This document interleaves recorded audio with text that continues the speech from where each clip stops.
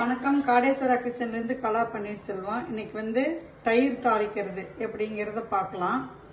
இது வந்து நம்ம தாளிச்சோம்னா தோசை சாதம் எல்லாத்துக்கும் சூப்பராக இருக்கும். ஈஸியாகவும் தாளிச்சிடலாம். அதுக்கு நான் வந்து சின்ன வெங்காயம் கொஞ்சம் கட் பண்ணி வச்சுருக்கிறேன். வரமிளகாய் ஒரு 2-3 எடுத்து வச்சுருக்கிறேன். ஒரு பச்சை மிளகா, தயிர் 1 கப்பு எடுத்து வச்சுருக்கிறேன், உப்பு. இப்போ இதை எப்படி தாளிக்கிறதுன்னு பார்த்துருவோம். எண்ணெய் ஊற்றிருக்கேன். எண்ணெய் காயிட்டும். அதுக்கு முன்னாடி நம்ம சேனலை சப்ஸ்கிரைப் பண்ணாதவங்க சப்ஸ்கிரைப் பண்ணிக்கோங்க. கூடவே பக்கத்தில் இருக்கிற பெல் ஐக்கானையும் கிளிக் பண்ணி வச்சுக்கோங்க. அப்போ தான் நான் போடுற வீடியோ உங்களுக்கு உடனுக்குடனே கிடைக்கும். எண்ணெய் காஞ்சிருச்சு.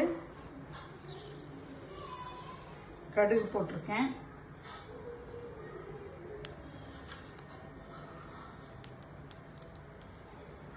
கடுகு பொரிஞ்சிருச்சு. கடலைப்பருப்பு, உளுத்து பருப்பு,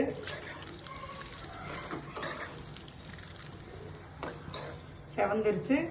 வெங்காயம், பச்சை மிளகா, வரமிளகா, உப்பு அவங்கவுங்க டேஸ்ட்டுக்கு தகுந்த மாதிரி உப்பு. அது இந்த வெங்காயத்துலேயே போட்டு வதக்கும் போது நல்லா இருக்கும் உங்களுக்கு. அதனால வெங்காயத்துலேயே போட்டுருங்க.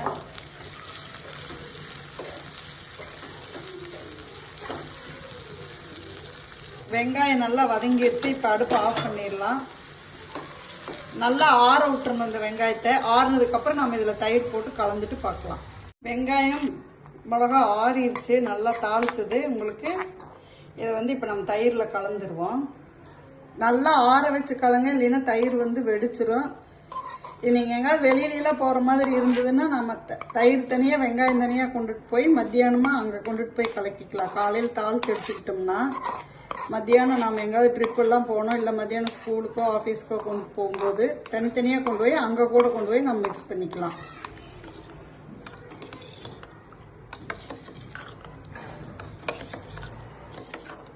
அவ்வளோதான், நம்ம தயிர் தாளிப்பு ரெடி ஆயிடுச்சு. இந்த டிஷ் உங்களுக்கு பிடிச்சிருந்ததுன்னா லைக் பண்ணுங்கள், ஷேர் பண்ணுங்கள். காடேஸ்வரா கிச்சனுக்கு ஒரு சப்ஸ்கிரைப் பண்ணுங்கள்.